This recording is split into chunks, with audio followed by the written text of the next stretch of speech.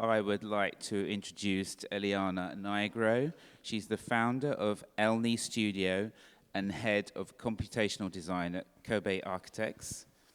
Hello, everyone. Hi.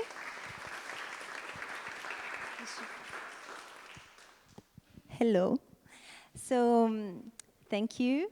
An amazing presentation.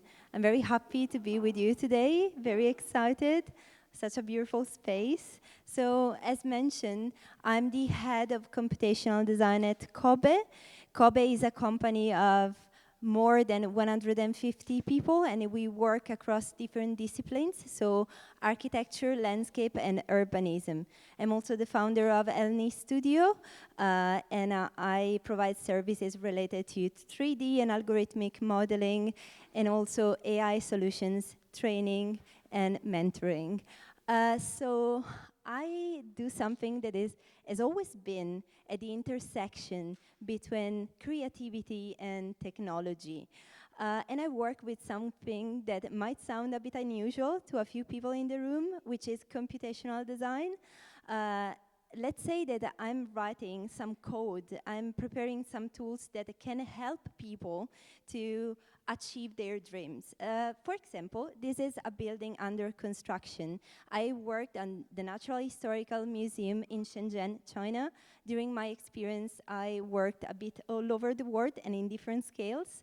This one is kind of crucial, and it will be just a few images. So they will guide our conversation, and you know more or less what computational design does. So in this case, we are talking of a complex building. It's organic, but at the same time, with the computational method, you can make it extremely simple, and you can have a control over it. So behind a complex shape, there are actually very simple and pure geometries. So lines and circles. It means that we can work in a different way with our buildings. We can, by using a few parameters, modify and have full control over the shape and make sure that we can actually construct it. But it is a misconception to believe that computational design can only do complex stuff. We can create scripts every time that there is something repetitive. So if there is a logic, we can script it. So even just a railing or a stair, it just makes the work that we do much faster because we can play with the design in a dynamic way.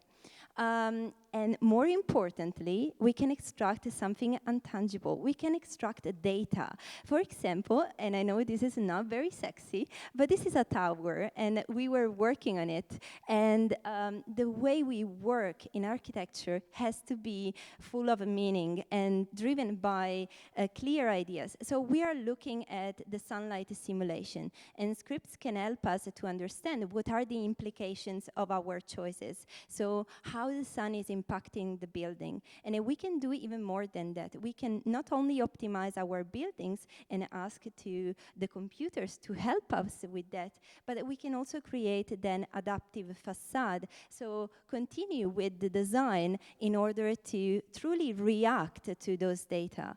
And there is also right now a lot of integration with AI, because if on one side we want to play with the design with the traditional methods, at the same time we want the visuals and the materiality to follow up. So there is also a lot of exploration around that, and I do believe that AI is giving us the opportunity to kind of explain a very abstract concept in a clear manner. So I believe in an integration of the methods that we currently have, and I think that it's gonna bring us as designers to the next level. So this is me in a few words.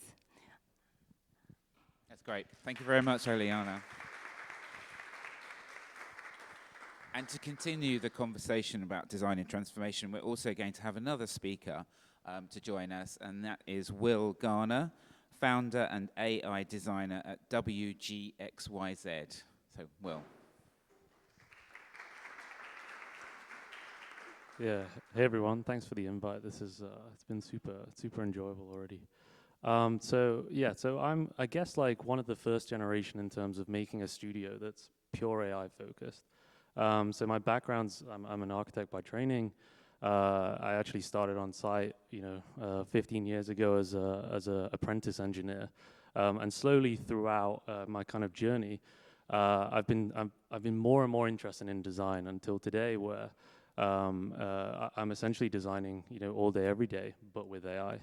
I'm probably best known for my kind of early AI adoption. So I was kind of exploring how to use AI before kind of this big wave of the new diffusion models, which Carlos has kind of been speaking about. But at the time, like I was very interested in this idea of getting more ideas, and I would kind of have this moment at the beginning of projects where essentially it would feel like we were starting from square one all the time, and we just needed that fast acceleration to an idea, and that is really the start of how I started exploring AI. Today we're a studio that works with other architects who have much bigger projects, but we help to accelerate them forward towards their ideas. So I truly believe that AI is enabling us to unlock ideas that beforehand were feasibly impossible to really develop at the speed in which the world runs, right? So we use AI to really kind of do these questions, these radical questions. What would this look like? How could we imagine the world differently? Which is something that traditionally would have took a lot of resources to even do. It's also a way of selling ideas before you invest time in them. Which is becoming quite a recurring theme, particularly across the Instagram community, where clients are actually seeing ideas and then coming to you, which is kind of reversing and flipping the process. So as well as the kind of practice side, we also do a lot of teaching. We've been teaching with ATN to a lot of the kind of big practices in the world. And then as like a slight kind of side part, I'm also the creative director for Chris Avantgarde, who's best known for his work with Afterlife. Again, it's the same process and methodology, it's just a different kind of application. Yeah, that's a quick introduction. Okay, thank you very much, Will. Okay, I'm going to invite Carlos and Eliana back to the platform, and then we will start with some questions. If you do have any questions during this conversation, please raise your hand. We're inviting everyone to have a conversation and be part of what we're talking about. So, Eliana, I'm going to start with you, if that's okay. You've told me during our conversations in preparing for this that you enjoy how technology can handle routine tasks and leave the humans to sort of deal with creativity. So, just wanted to ask you, exactly how do you use data-driven solutions to transform your daily design practice? Yes, absolutely. So I'll build upon the images that we were looking at before, but I'll also try to make it a bit more tangible, because I know that in the room we have many different backgrounds. So I said already that I believe that in design you can always find some logic, and if you are at the core of those principles, that it means that you can bring that into a script. And when you have a script, you have something incredibly powerful in your hands, because you can interact with your design in a different way. So if as designer we think of something very simple, like let's say a vase, then we might want to play with the radiuses, the height, the profile, and in a traditional way, you would do it once, and then in every iteration, you have to do it again and again and again, and you're going to waste some time. Of course, the vase is something quite simple, but if you think of like complex buildings, it really makes a huge difference to have a tool that is helping you into that. So the great part about it, and mentioning about data-driven design, is not only about exploring together as a team or with your client in a matter of seconds with a few clicks. It's about bringing out data, so information that can guide our solution, that can be kind of a compass for us. So if we think of the vase, then instantly I can get to know how much material I'm using and what is the carbon footprint of that. And maybe that is relevant for my project. And if we think of buildings, then while I'm working, I can get to know what is the area for every function. And that is like a simple task, but every time it requires some time, and I can extract other more meaningful information. Before we saw the sunlight analysis. So it means that in real time, I can get to know if there are areas of my building that are overheating. So I should do something about it, especially in the early phases of design, where I have power as an architect to take the right decision. I can also see, for example, if the shadow is affecting the surrounding, because we want to be respectful towards our neighbor. We want to be respectful towards the future. So data can truly help designers to take informed and thoughtful decisions, so the guesswork goes away from the equation. And talking about AI, right now, all these simulations can be done in an even more efficient way, because you can do simulations with AI, and it becomes really, really fast, even faster than before. But be conscious that in this case, the technology is still limited, so it can give you a big picture, but as soon as you want to be precise and you want to be responsible for this data, you should anyway go back to the traditional computational method.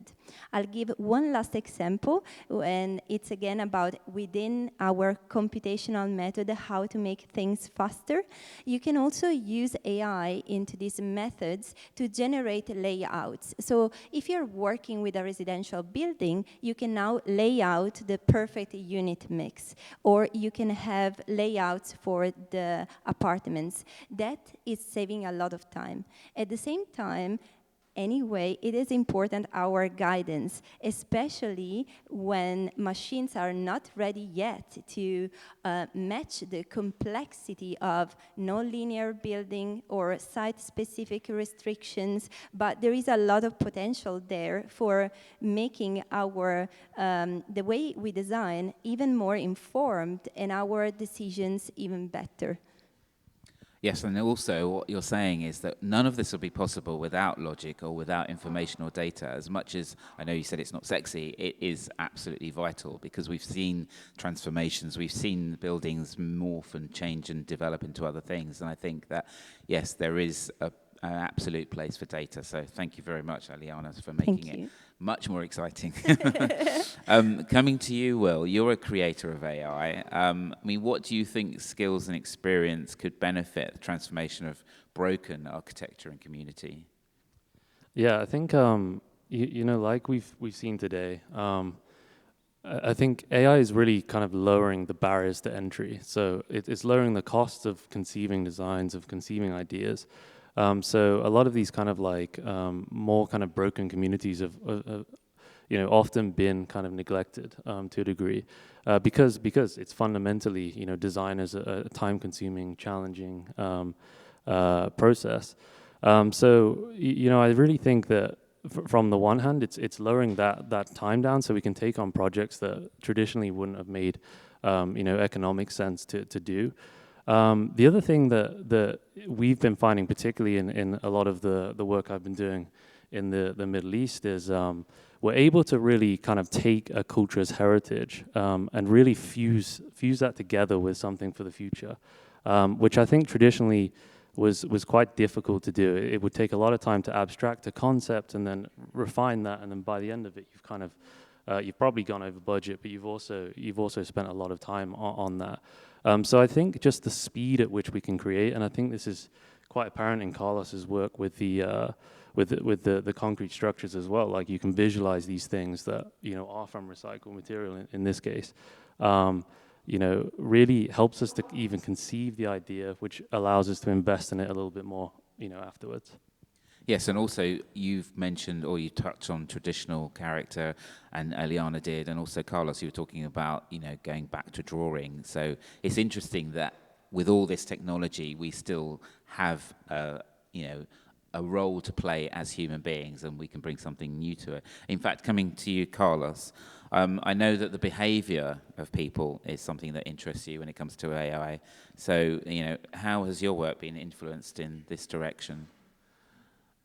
I think the I have an interest, of course, in how we can bias behaviors with our spaces and architecture. I mean, how can space, by the way that is designed, I don't know, the angles, the way we constrain, we open, we allow for more freedom of use, or we determine more of the functions. So I'm really interested in that. I experimented that with my own designs, but of course, now we are working with AI.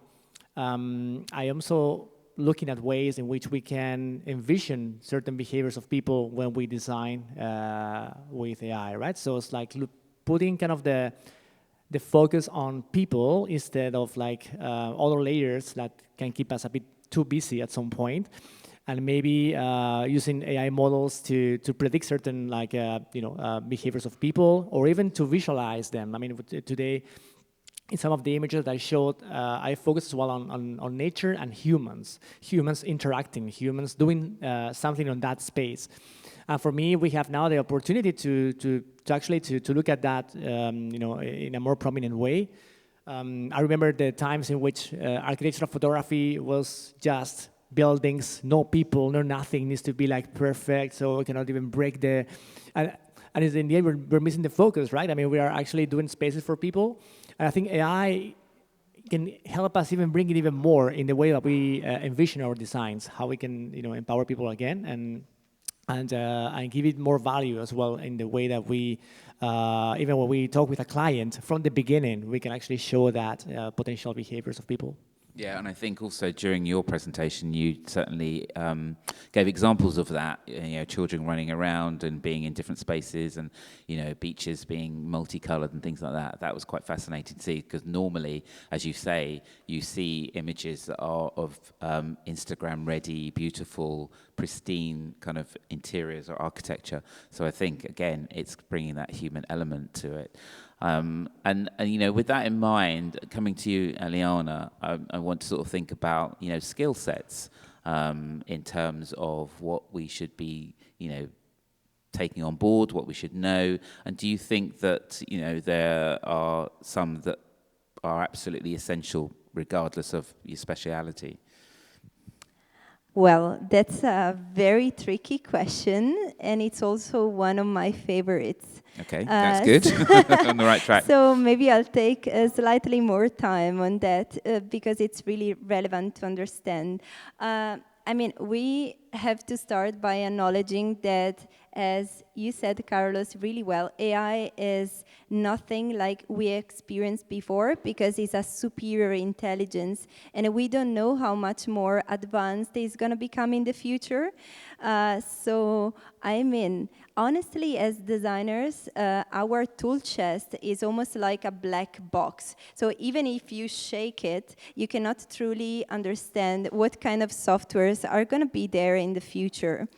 To me, it feels like a race. To me, it feels we are running in the fog. We don't really know where we are going. But if you stop running, you're missing out on opportunities to grow and to be creative. So we have to, first of all, embrace this uncertainty, because innovation comes with the unknown and with the risks. At the same time, we need to acknowledge that this technology is changing really fast. So it means that during this race, even if you are grasping something, you become good with one software. Unfortunately, tomorrow it can become outdated. So it's very hard on any one side to tell you what software you should spend time on. I think that in this moment, more than ever, it's important to team up, because I think of AI as this river with a lot of branches, and if you get your friends to swim in every direction, then you're covering more ground. So collaboration is going to be even more essential in the future. So even if I'm a very technological person, I think that the soft skills are even more important. So we should be curious and do more research, team up with the people, be adaptable and flexible, so open to these changes, because unfortunately now everything is going really, really fast.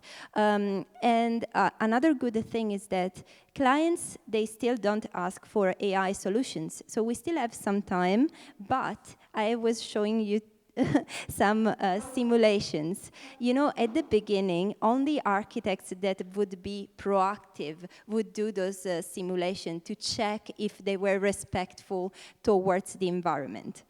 And today, it's mandatory to present those analyses in our boards during competitions. So technology can become a necessity, and I think this is what's going to happen with AI.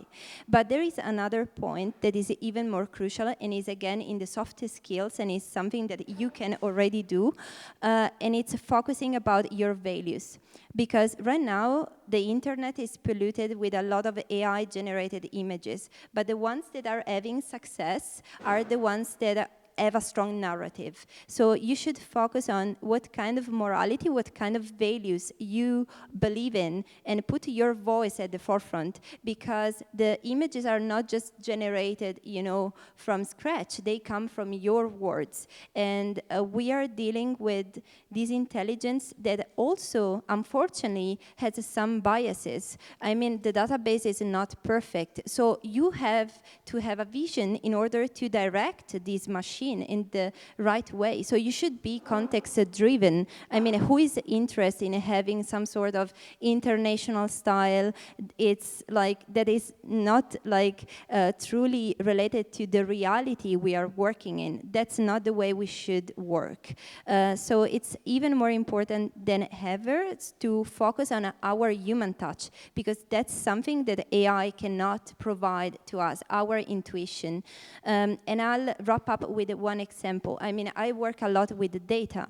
If we think of using AI, for example, to shape a city, it will take examples from our past. In a history, we would discriminate certain social groups. In a history, we would maybe, I don't know, not make such nice urban spaces. I mean, maybe in the past they were even nicer. I'm just getting to the point that we might have a different vision for the future that is not necessary into our historical database. So as humans, we are the ones that have to guide the process and sometimes also build a better database. Yeah. Yeah, so I think that's fascinating that you say that bias could be built into AI, because we think that, okay, computers might be able to have the solution, but actually we are the people that are producing that, and those solutions need to kind of consider what has gone in the past. So that's a really important point. And also, I think the other thing that you touched upon was context, because there may be different solutions or different technologies and softwares that are relevant, but it depends on the scale, depends on the application, and it also depends on the approach. So, I mean, you know, there's so much we can talk about in AI, and somebody, you know, recently said that artificial intelligence is seen as a negative because of the word artificial, that we go back to things that are natural and nature. And I think, yes, there is a point being made about that. Maybe we see things as artificial as not as good as something that occurs in nature. You know, trees grow, but you can make false things that make, you know, look like wood, or you can have fake leather, you can have other things, and we always think of artificial as being a negative. So it would be interesting to know from you, Carlos, you know, how we can change that narrative, because we hear a lot of negativity about AI, and, you know, also whether it's something that should be more inclusive, because at the moment there may be only a certain demographic of the population that's talking about it. So what are your thoughts about that, how we can change the story?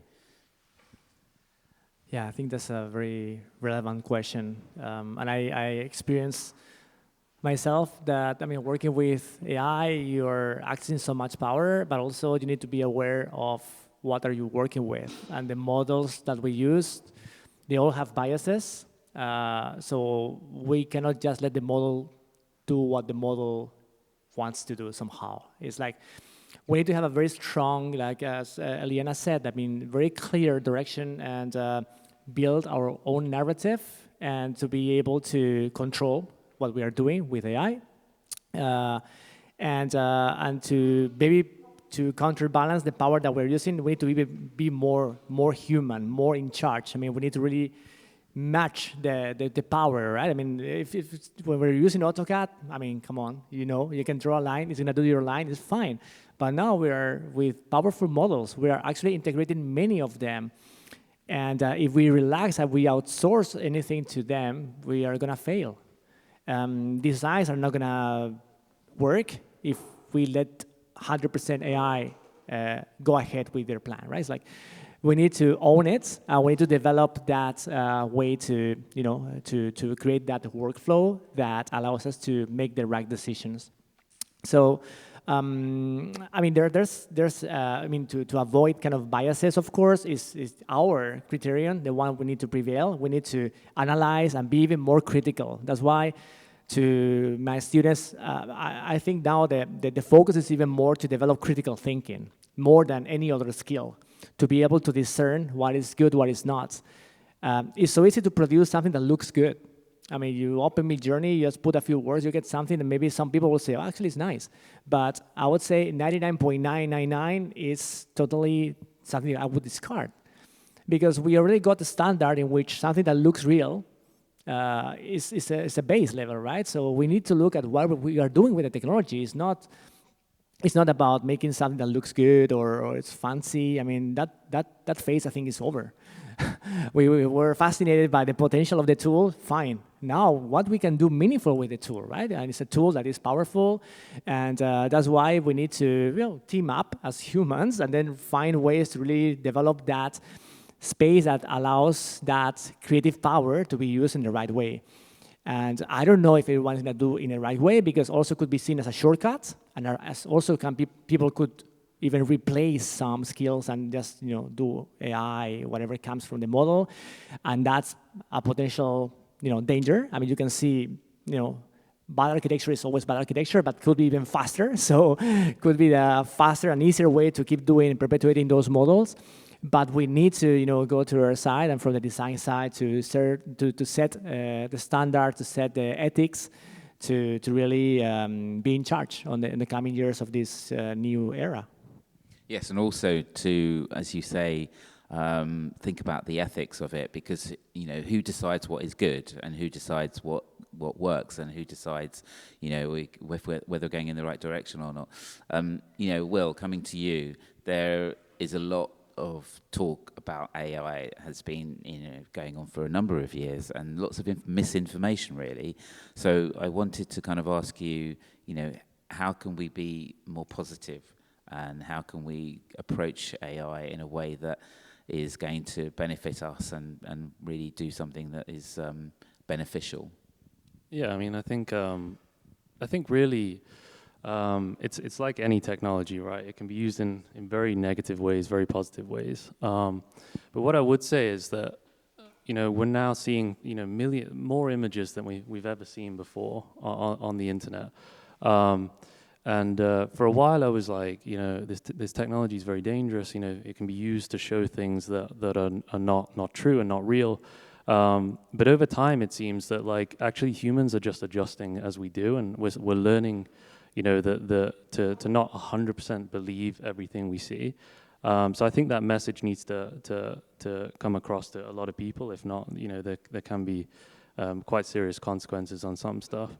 But I would say, like, you know, like touching on Carlos's point, AI is just an amplification right now. It's really, the human is still driving it. I actually think, you know, again, touching on what Carlos was saying, you know, it's making us more human, because we're not sat there necessarily in CAD figuring out something, drawing lines that just really isn't how the human operates. So, you know, I think it's just like, you've got to always try and combat the negative stuff with positive stuff, and that's, you know, through embracing the tools, amplifying what you believe in, your beliefs, and yeah, you don't want a subset of the population using it and you know, other people not. We need to completely level the playing field and give everyone the power to do that, which I'm pleased to see a lot of the large scale AI companies are starting to do. But I think it needs to be, like, you know, even more so. And in terms of, like, the whole, you know, are we going to lose our jobs and all these things, you know, I actually just from my personal, but also my friend groups, like I'm just finding out we're doing more projects. So the actual volume of work that's being asked to do now is more. So because certain things are slightly quicker now, we can do more projects. We can take on more work. So is it really going to result in loss of jobs, or are we all just going to do more? We'll have to see. But at the moment, it looks like that's the trend. And yes, I suppose it's positive in terms of not losing jobs to robots, but actually maybe being more productive. But we have to have a balance. And I think, yeah, Eliana, you talked about collaboration. In fact, you all have. And I think that's the way, is to work together to make this happen and therefore not be afraid of it. And I think even just having this conversation here openly is a good thing. It's a start of it, because then it's not just done in secret, or it's not just done for certain things. It was interesting, Eliana, you said that clients aren't necessarily asking for AI, but I think that depends on the market and depends on the client. I think some clients may think you use it already and they will expect a certain level of quality or style or production of informational drawings. We do have some time left for questions from the audience, so I wanted to just open it up to anybody who may have a question about what has been discussed so far. Is there anybody in the audience who wants to raise their hand bravely or shyly? Oh, yes. I'll come over. Yeah, thank you. And thank you for the very inspiring and motivating presentations. I have a question actually for you, because you said each model has a bias. And then sooner or later, we'll come to the singularity moment. So that means we will not be able to know what is right or wrong. And do you think there is also potential to regulate that at this stage? So what is because, for instance, how do you bring statics in? At the end, architects will need to sign off the project. So this is my question. The regulation. How do you safeguard safety of the buildings in future? Does anybody want to respond? I mean, we're seeing like how the models are progressing so fast. I mean, now we are looking at the LLMs, like large language models. We're looking at, well, the 4.0 preview that is like 120, like it's actually smarter than many like average humans already. So I still think that. I mean, we will hopefully we have the way to somehow to find a certain regulation, a certain control of the use of those models in a way that still allows us to really own what we do, right? I mean, the bias definitely will be there. I mean, we'll have models with a strong bias, and I think we need to be able to avoid it in a way that when we are using them, we find certain like firewalls or elements that we can use to control it. I mean, for instance, if I look at what we have right now and the models that we have, if we let the model work, the diffusion models for now, work as they are trained, the bias will come directly. I mean, you put a person, just put person, and probably 60% of the times it's a white person, and then so you need to really find ways to tweak that. So either,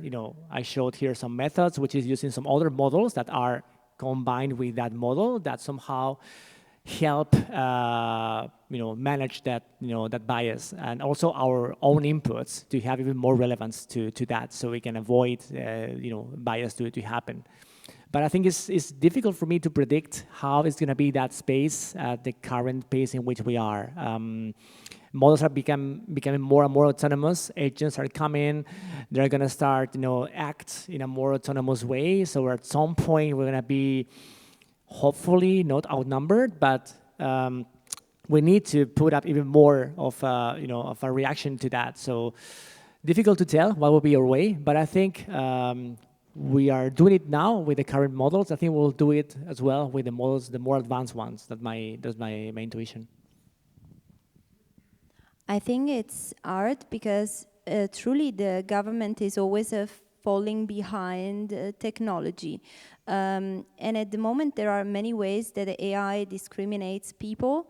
if you think of HR and you think of AI involved in the process, then it might discriminate people that maybe are involved into some sort of inclusion, diversity. I mean, if you think of, for example, and I go a bit off topic for design, but let's say neurodivergent community, I mean, there are some strong stereotypes on that. If you think of Amazon, at one point they were screening individuals for tech, for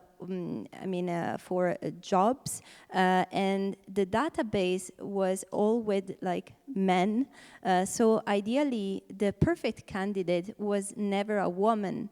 So there are seriously like some concerns, and it's good to be aware about it. I mean, also with AI, you were talking about people.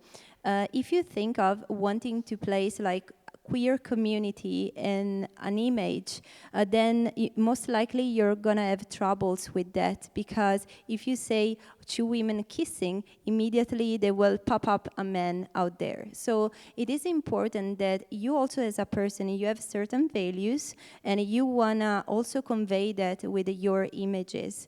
And talking about biases and how we can integrate that, at the moment there is a wide discussion, and they are also discussing about creating bias detectors. So I think that in the future, like we have awards for sustainability, we could have some sort of incentives for people, that companies that are using bias detectors.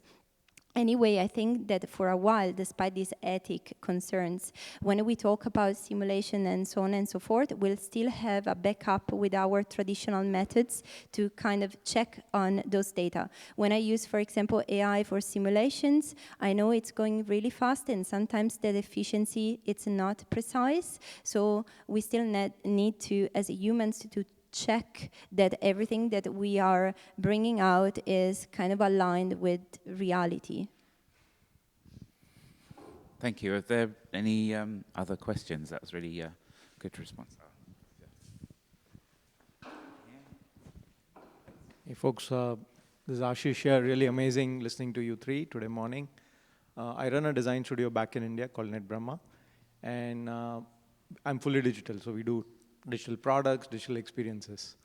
I wanted to understand a lot more that I heard today was about the process of innovation and using AI for the innovation in architecture. Maybe you can throw light on how the phygital experiences are going to shape the architecture, right? Because we wake up, we're on the phone, we drive, we have a digital car interface, our kids are always looking down into something that's digital, everything is digital. But somewhere in architecture, I've still not seen that being embraced, being really part of the process. It's always an afterthought or maybe just a final layer.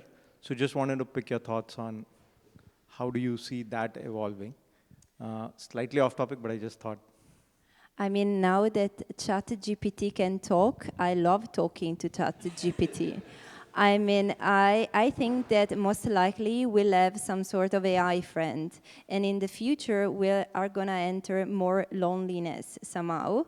That means that as humans, we are going to kind of want more human connection. So for example, as a person, I'm deciding to come more and more in the room because I think that there is something special when we kind of meet, greet, and shake hands compared to sending an avatar. So I think that if on one end, we are gonna get more and more involved into the digital world, on the other, we are gonna kind of be even more attracted towards people that are kind of genuine, that are authentic, and we would move much more towards that. That's my impression. If you think of Instagram, at the beginning it was just about polished, cool images. I mean, everything's supposed to be perfect. Now the trend is, I mean, the video has to be as rough as possible, as authentic as possible. I wanted to build on that because on the material part, I mean, it's very important that we are moving almost 100% to digital, but in the end we have spaces and buildings. And that knowledge, when you're building something, you only can get it when you're in the physical space, right? The materials, how they're put, how, and for instance, in the case of the students that I have, I think maybe, or with the future students, I think they will need to even to be more exposed to actually to site constructions, to physical things, because the training already is going to be like very digital. So we will need to probably try to incept that expertise, because we know, because we practice for many years, we know things that work. We have the intuition developed that the structure is going to stand without calculations. We know that the brick is going to be like that because it's going to be okay. But new generations maybe don't have that exposure, so maybe the curriculum at our plan is going to change in a way that should be embedded more strongly on the formation in education. Maybe it's a strong thing. We will need to make probably a big change to transfer that knowledge. Otherwise, it's not existing. AI cannot replace that part. Yeah, I have to agree with that. At the Royal College, we also encourage students to make and get hold of materials and to be on site and to see things for real, because as you say, the heads are buried in technology. Did you want to kind of respond to that, Will? I think exactly. Like as much as our work kind of results in an image, the process is always quite physical. So we do a lot of things on these master plans where we do traditional models and but then we augment that result, and Carlos kind of showed some examples of that. So I think that's just going to be really seamless. It'll be kind of this ChatGPT, the sort of real-time rendering that Carlos was doing, all in this kind of one seamless, fluid moment. And I think as like AI starts to catch up in the making world, the physical world, so the manufacturing part, I think that's probably going to change, our relationship to the physical world. We're probably going to be able to give AI an image, and it's going to be able to code and script off that image, and then, translate that to actually, printing a design or something. In general, I think the internet, because of the noise that AI creates, I think you'll start to see a lot of humans, coming off it, and we might start to return to that kind of, the underground feeling more so. So, I think it's a hard question, right? It's gonna there's a lot of factors, variables, a lot of benefits and negatives on both sides.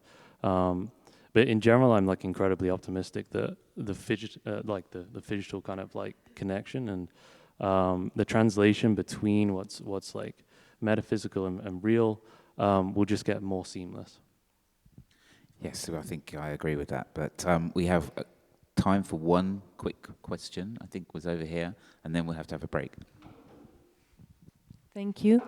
As an anthropologist, I'm very interested in this interaction between the humans and the architecture, the space, even also interior design. You had some great, Carlos, you had some great images of children playing in Kenya, interacting with the space. You also showed other images of different people using the space or the architecture. Of course, it's a very technology-driven tool. I think many of the children that you showed don't have access to those technologies. I was wondering, do you have experience, or do you also see possibilities of integrating the future users more into the designs and the future spaces that they could be part of?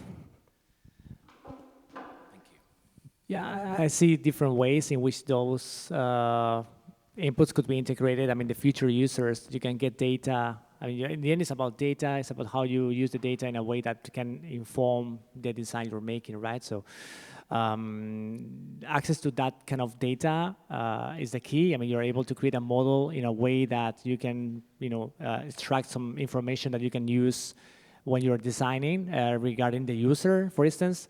That's possible. Depends. I think it's difficult to make a general, model for that. Maybe what we're looking at right now, when we use models, we have the big models. They say the models have been trained with lots of information, and we have the smaller models. So I believe that maybe specific models for specific targets, let's say kind of users or context, or that can be done in a more accurate way than going for the whole population, because it doesn't work. But still, there will be a bias. It's difficult to design for a specific group of people because there are many sensitivities. It's very difficult to cater to everyone. So I imagine that it's like basically trying to include as much as you can with the data, so you can try to to in the early stage utilize that data to help shape based on those data points that have been used. But I believe that will be done with more specific models to really be able to target that kind of population, and it will not just be only representation on the images, but will be the way that the design is done when you are starting in early stages will be taking into account all these maybe needs that are to be catered at the beginning. I'm really sure that AI will be instrumental to really do smarter designs on that way. Thank you. Did you want to say Yeah, something, I want to just add something. So the way I think that AI could be positive towards people that are non-designers is that, and this is something I think works really well also in large companies. When we are in a room with the clients, stakeholders, users, I mean, everyone is having different competencies when it comes how to, explain an idea. I mean, you could be very good at sketching, another person at rendering. So the good thing about AI is that we can guide it with language. So you should then at that point, I think, engage even more with the users. Therefore, you can get their opinions, and hopefully AI can also help us to put that into the prompt and guide our images. So communication should be a key. And talking about difficult, like other places, one good thing about AI is that you don't need a super powerful computer. Like, I think that, I mean, you need access to internet, but many companies right now can enter the market with these compelling images, even just having access to internet. So I think this will also kind of change the market a bit. Yeah, thank you very much, Eliana. So before we have a break, would you please join me in saying a big thank you to Carlos, Eliana, and Will for everything that they've discussed. Thank you.